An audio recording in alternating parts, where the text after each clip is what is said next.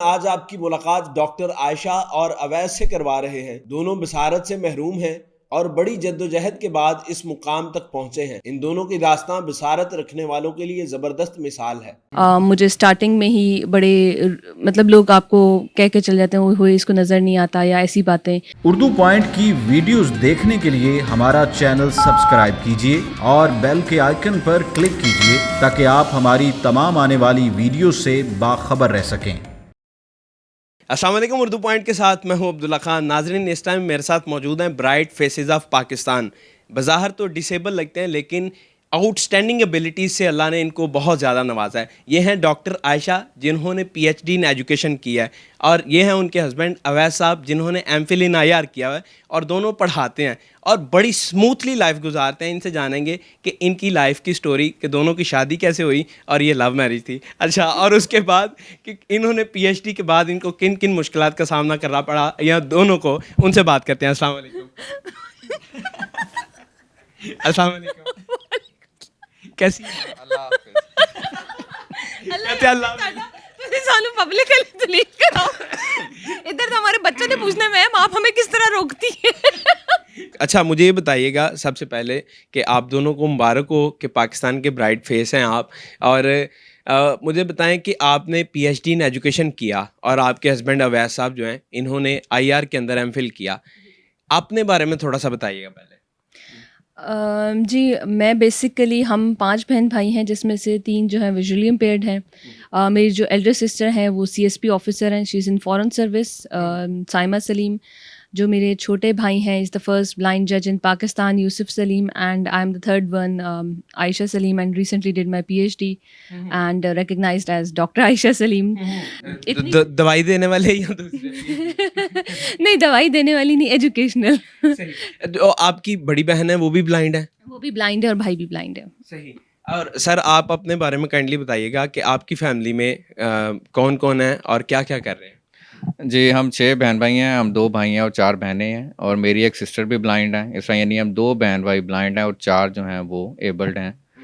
और मैंने GC university Lahore से बीएस ऑनर्स किया डिस्टिंक्शन के साथ, और उसके बाद पंजाब यूनिवर्सिटी से मैंने इंटरनेशनल रिलेशंस में एमफिल कंप्लीट किया। एमफिल कंप्लीट करने के बाद मेरी पंजाब पब्लिक सर्विस कमीशन के थ्रू रिक्रूटमेंट हुई एज लेक्चर पॉलिटिकल साइंस, और 2015 से मैं government college model town Lahore में पढ़ा रहा हूँ एज लेक्चर।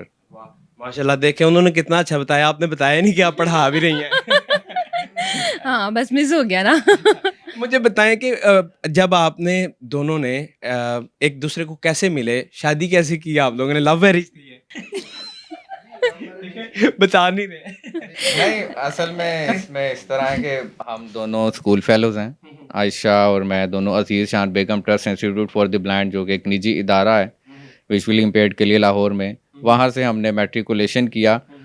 लेकिन आप ये समझिए कि शादी से 6 माह पहले तक हमारी फैमिलीज़ को शायद ये कभी भी ज़हन में भी नहीं होगा कि ये रिश्ता इज़्दवाज में हम दोनों मुंसलिक बन हो सकते हैं, बन सकते हैं। तो बस अल्लाह ताला ने जोड़े आपको पता बनाए हैं, तो बस हमने बस नीचे बस मैसेज ही करने थे हमने, बस। ऐसा ही था। दाल में कुछ काला है। अच्छा, मुझे बताएं, माशाल्लाह आपने क्या जी? पूरी दाल ही काली लग रही है। अच्छा, माशाल्लाह देखिए कितना अच्छा लग रहा है कि आप हंसमुख हैं दोनों, और स्पेशली आप काफ़ी अच्छा हंसती हैं, कहका आपका बड़ा मज़े का लगता है। मुझे बताएं मैम कि किन किन मुश्किलात का सामना करना आपको पड़ा जब पीएचडी आप कर रही थी, इवन जब आप छोटे थे? देखिए, पहले सबसे पहले तो सोसाइटी की तरफ से एक्सेप्टेंस का प्रॉब्लम होता है, जो हमारे वालिदैन ने फ़ेस किया, इनके वालिदैन ने, मेरे वालिदैन ने। जब हम छोटे-छोटे से थे, लोग कहते थे इन्हें मस्जिद में भेज दो, ये कुरान हिफ्ज़ कर लें, ये कुछ कर नहीं सकते, ये पढ़ नहीं सकते। देन हमारा एक अच्छे इंस्टीट्यूशन में अज़ीज़ जहान में एडमिशन हो गया। वहाँ से हमारी मैट्रिकुलेशन है, मैट्रिक तक बड़ा स्मूथ जर्नी था, क्योंकि एक ऐसा इंस्टीट्यूशन था जहाँ सारे के सारे हमारे जैसे थे। वहाँ पे हम हँसते खेलते थे, तो पता नहीं चलता था मास्टर के रवैये क्या हैं, वो वालिदैन फ़ेस करते थे। लेकिन the moment we came out of our school, college में गए, लाहौर कॉलेज वुमेन यूनिवर्सिटी से मैंने इंटरमीडिएट किया और ऑनर्स किया। तो मुझे ये रियलाइज़ हुआ कि सोसाइटी का फेस शायद इतना कंफर्टेबल हमारे लिए नहीं है। मुझे स्टार्टिंग में ही बड़े मतलब लोग आपको कह के चले जाते हैं वो इसको नज़र नहीं आता या ऐसी बातें, या इवन मेरे साथ एक मेरी फ्रेंड थी, सो कॉल्ड फ्रेंड, जो मुझे जब वैन में छोड़ने आती थी तो एक आध दफ़ा अंकल ने उससे कहा बेटा आप बहुत अच्छी हैं, तो अगर कहती मैं तो तरस खा के छोड़ के जाती हूँ। तो मैं अगर इस पे तरस ना खाऊं तो पता नहीं कौन लेकर आए इसे, मतलब सुपीरियरिटी कॉम्प्लेक्स होता है ना, जिससे इन्फीरियरिटी कॉम्प्लेक्स होता है, इस तरह सुपीरियरिटी कॉम्प्लेक्स भी होता है। और फिर मतलब उसे लगा कि नेक्स्ट डे से मैंने उसके साथ आना जाना बंद कर दिया, बिकॉज खाली एक वही तो नहीं है ना दुनिया में। उसको इतना इस चीज़ ने टीज किया कि वो फिर वो हर वक्त कहती थी अगर लोग इसका हाथ ना पकड़े तो ये चल ही नहीं सकती। लेकिन उल्टा आपको टीज करना शुरू हो गई? टीज करना शुरू हो गई, मैं तो इसकी तरफ थूकूं भी ना, इस तरह की बातें। देन 2015 में मेरी अपॉइंटमेंट हुई as lecturer university of education. First interview था, उसी में सिलेक्शन हो गई। फिर मैंने सोचा कि अब तो यूनिवर्सिटी में जॉब होगी, अब तो पीएचडी करनी पड़ेगी।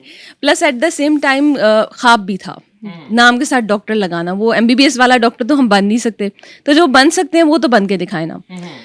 फिर वो क्यों नहीं आप बन सकते, उसमें क्या वजह है? उसमें बेसिकली वो सारा काम ही आई साइड का है ना। इंजेक्शन देखें आप किसी और नर्व में लगा दें, किसी और नर्व में लगना हो तो बंदे की जान चली जाएगी। देखिए इतना रिस्की काम नहीं ये ना कोई बंदा साथ आया हो तो आप उसको टिकट वही ना, जो पेशेंट है उसको छोड़ के हम उसके साथ वाले को कुछ दे दे। मुझे बताइएगा विद ऑल ड्यू रिस्पेक्ट कि आप पेपर्स किस तरह करते थे? बेसिकली हम जो 2005 तक थी हमारी एजुकेशन मेट्रिकुलेशन, वो हमने ब्रेल में पेपर दिए। और तब क्योंकि कंप्यूटर की फैसिलिटी इतनी ज़्यादा नहीं थी और हर बंदे के पास लैपटॉप और स्मार्टफोन्स ये चीज़ें नहीं थी, तो ये होता था या तो ब्रेल में बुक्स होती थी या फिर मेरे अब्बू जो थे वो रिकॉर्डिंग करते होते थे हमारे लिए, और हम वो रिकॉर्डिंग सुन के याद कर लेते थे और ब्रेल में पेपर देते थे। ये 6 डॉट्स पे बेस करता है सिस्टम। मुझे बताएं कि आपने इनके साथ जो आपके हस्बैंड है अभी एमफिल किया इन्होंने आईआर में और लेक्चरर भी हैं, तो मिले कैसे थे आप? मैट्रिक में आप इकट्ठे थे? नहीं, ये मेरे भाई के क्लास फेलो हैं यूसुफ के। ये दोनों बेस्ट फ्रेंड्स थे। वैसे कभी जिंदगी में नहीं सोचा था इनसे भी शादी हो सकती है। यानी इन जैसे बंदे से कैसे बाय नेचर कैसे? नहीं, मैं 2014 तक मजाक उड़ाती थी कि जिनकी इससे शादी होगी वो साइकेट्रिस्ट से इलाज कराएंगे। ऐसा क्यों था? Because he is very sober and serious, पता ही नहीं चलता है सोच क्या रहे। मुझे बताएं कि जब आप काम करते हैं घर के तो मसला नहीं होता? कैसे? देखिए एक आम बंदा जब काम करता है वो डिपेंड कर रहा है अपनी आई साइट पे। साइंस कहती है कि आप 75% ऑफ इंफॉर्मेशन जो है वो ले रहे हैं via eyesight, 13% by ears and by 12% by touch, smell and test.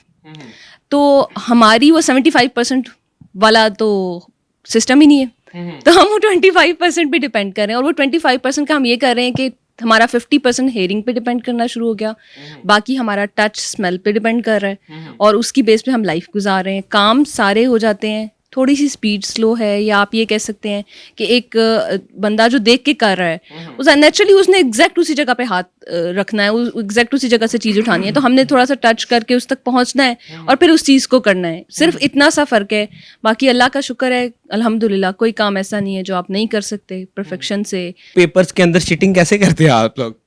करते ही नहीं है, जरूरत ही ऐसा नहीं है आप मेरे बारे में मेरी हेड ऑफ डिपार्टमेंट कहती होती थी इसके सामने अगर बुक भी खोल के ऑडियो में रख दोगे ना ये नहीं सुनेगी। अच्छा, जरूरत ही नहीं, देखें ये बताएंगे अभी, ये बताएंगे। नहीं ये कहना बिल्कुल गलत होगा जी कि हम करते ही। हाँ, उसमें ये होता है कि जो आम साइटेड स्टूडेंट्स बैठे हैं वो तो देख सकते हैं ना, ये एक दूसरे का पेपर हल्का सा ग्लिम्स दिखा दी तो नहीं, हम हल्का सा पूछ लेते हैं, जैसे ही दरवाजे से पता चला जी invigilator is out of the room. कैसे जज करते हैं कि कौन बोल रहा है? आपको तो डॉज दे सकता है ना कोई आवाज चेंज करके, या फिर उसके बाद कोई बंदा किसी और साइड पर खड़ा है तो वो बोल सकता है। आप जज कैसे? हम वॉइस फ्रीक्वेंसी से जज कर लेते हैं। एक तो हमें पता होता है किसकी वॉइस कैसी है, किसकी श्रिल्ड है, किसी की ज़्यादा लड़की है तो उसकी अगर मोटी आवाज़ है, कोई कितनी बदल सकता है, नंबर 1।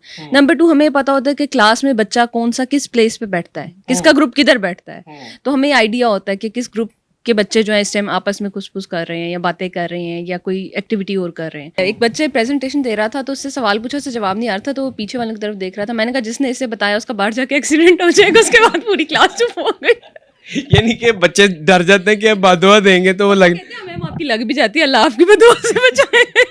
मुझे बताएं कि आवाज़ से ब्यूटी जज हो जाती है कि यार ये कितना प्यारा होगा लड़का या लड़की? नहीं, वो हमारी अपनी कॉग्निशन है, इमेजिनेशन है। अब अल्लाह जाने वो खूबसूरत है या नहीं है, लेकिन हमारे माइंड में उसका एक इमेज बन जाएगा। जैसे आपका जो इमेज है ना, वो मैं आपको बता देता हूँ। आपकी आवाज़ से जो आपका इमेज है ना, कि आप मुझे इनोसेंट लगते हैं, और आप बिल्कुल सच, बिल्कुल सच। आपकी आवाज़ कहते हैं ना चालाक लगता है, कभी भी कहते हैं। आपकी आवाज़ से मुझे लगता है कि आपका जो फेस है वो फेयर होगा और आप गुड लुकिंग होंगे। बिल्कुल सच कहा, बिल्कुल सही। मैम आपका क्या है? आप वाकई जो हस्बैंड मेरे कह रहे हैं सेम टू सेम मेरे भी वही होता है। बिल्कुल सच कहा आपने। ऐसे आप फोन किस तरह करते हैं अमूमन? मोबाइल आप दोनों के पास हैं मोबाइल्स, आप मुझे बताइएगा थोड़ा सा कैसे यूज करते हैं? अच्छा ये देखिए, जिस तरह से मोबाइल है, एक आम बंदा, अब मैंने इस पे लगाया हुआ है थंब इम्प्रेशन, ठीक है। अच्छा मैंने सोशल ऐप्स का एक फोल्डर बनाया हुआ है, ठीक है। वहाँ पे व्हाट्सएप है, ट्विटर है, मैसेंजर है, फेसबुक है, ठीक है। मैंने फेसबुक पे क्लिक किया, ये सब कुछ वो बोल रहा है, मुझे वो बोल के बता रहा है। अच्छा मैम मुझे बताइएगा कि सारी चीज़ें आप बड़ी परफेक्टली और स्मूथली माशाल्लाह कर रही हैं, जिसमें घर के काम भी हैं, लेकिन एंटरटेनमेंट के लिए क्या करते हैं? मतलब गाने सुनते हैं, जुगते मारते हैं उनको क्या करते हैं? गाने सुनती हूँ बहुत शौक से, जब फ्री होती हूँ कभी 2-3 घंटे हो तो नॉवेल्स सुनती हूँ, या कभी कोई ड्रामा देख लिया। क्रिकेट मैच देखते हैं हम दोनों मिलके। ड्रामा कैसे देखती हैं आप? ड्रामा सुनते हैं ना, जरी सी बात है, देखते तो नहीं है। इमेजिनेशन फिर खुद करती हैं आप? हाँ जी, वो तो नॉवेल में भी बड़ी अच्छी इमेजिनेशन होती है, बल्कि इमेजिनेशन में हम ज़्यादा आगे निकल जाते हैं। इतना हीरो होता नहीं जितना ये बना देते हैं। इनको जुगते शुगते ही मारती है नहीं? इनसे खाती हूँ, मारती नहीं हूँ, क्योंकि मुझे झुकते नहीं मारनी आती है। सर आप क्या करते हैं? मैं क्रिकेट देखने का पहले तो बहुत ज़्यादा शौक था, अब थोड़ा कम हो गया, लेकिन क्रिकेट देख ली, स्टेज ड्रामा के क्लिप कभी कभी मूड बने तो वो यूट्यूब पे सुन लिए, और बाकी न्यूज़ रऊफ क्लासरा। कुछ जो यूट्यूबर्स हैं जो मुझे पसंद है उन्हें मैं सुनता हूँ। अच्छा पब्लिक को क्या मैसेज देना चाहेंगे आप? हाँ जी, मैं सिर्फ इतना कहना चाहूँगी कि अल्लाह ताला ने हर इंसान को एक से दूसरे को मुख्तलिफ बनाया है, और हर इंसान की एबिलिटीज़ भी मुख्तलिफ रखी हैं। किसी के अब हमारे साथ जिस तरह डिसेबिलिटी है, किसी के पास खूबसूरत कम होगा, या किसी के पास बोलने का अंदाज़ अच्छा नहीं होगा, मे बी वो लाइक अच्छा हो लेकिन प्रेजेंटेशन में नहीं वो इतना अच्छा दे सकता होगा, प्रेजेंटेशन मार्क्स अच्छे नहीं ले सकता, या कुछ और कमियां हैं, किसी का फाइनेंशियल प्रॉब्लम है वो पढ़ नहीं पा रहा, या कुछ भी। तो हर इंसान की ज़िंदगी जो है अल्लाह ने मुश्किल बनाई है, और उसकी अपनी आजमाइशें हैं। सबसे पहले तो ये याद रखें कि आप ज़िंदगी में तब तक कामयाब नहीं हो सकते जब तक अल्लाह का करम ना हो और आपकी डिटर्मिनेशन ना हो। ख्वाब ज़रूर देखें, ख्वाबों को पूरा करने के लिए मेहनत करनी पड़ती है, वो भी करें, क्योंकि खाली ख्वाब देखने से कुछ भी नहीं होगा।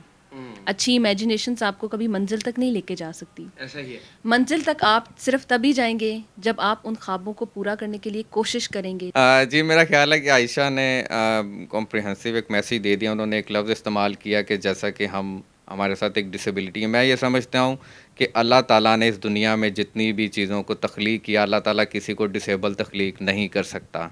ये हमारी सोच है। अल्लाह ताला जिस चीज़ को भी बनाता है वो कभी भी बेमकसद नहीं हो सकती। मैं ये समझता हूँ कि हर इंसान के अंदर डिफरेंट एबिलिटीज़ हैं। उसका ज़िंदगी को गुजारने का अंदाज़ मुख्तलिफ हो सकता है, लेकिन उसमें कमी नहीं, कुदरत कमी नहीं रख सकती। हमारी वो सोच है जो इन चीज़ों को कमी के पैमाने पे तोलना शुरू कर देती है। तो हम किसी को कह देते हैं जी वो डिसेबल है, या किसी को हम एबल कह देते हैं। तो इसलिए अपनी ज़िंदगी को अल्लाह की दी हुई सलाहियतों के मुताबिक गुजारने की कोशिश कीजिए, मेहनत करें। बाकी जो कामयाबी है वो आपका नसीब है, अल्लाह ताला आपको ज़रूर दे। वाह जी वाह, thank you so much, thank you so much. मेरी दुआ है कि आप इसी तरह हंसते मुस्कुराते रहें। और थोड़ा सा एक जाती दफ़ा बता दीजिएगा, ये थोड़ा सा मुझे फील आता है जैसे रणमुरीद टाइप है। नहीं, वो तो बल्कि निगेट कर रहे हैं मेरे पॉइंट्स को।